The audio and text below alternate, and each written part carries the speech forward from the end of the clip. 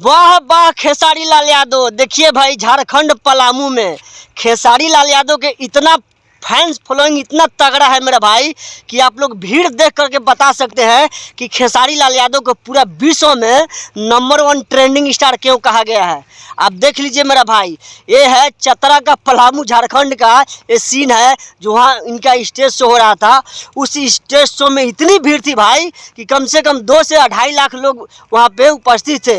आप लोग मंच पे देख सकते हैं, स्टेज के नीचे देख सकते हैं कि इतनी भीड़ तादाद में खेसारी लाल यादव को देखने के लिए भीड़ उमड़ पड़ा है जिसका जोड़ा नहीं है मेरा भाई।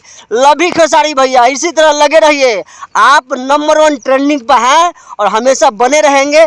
आपका जोड़ा नहीं है तो मेरा भाई इसे कहते हैं असली ट्रेंडिंग स्टार। पावर यहीं से शुरू होता है और ख़त्म यहीं होगा, दूसरा कैसे कोई ले लेगा।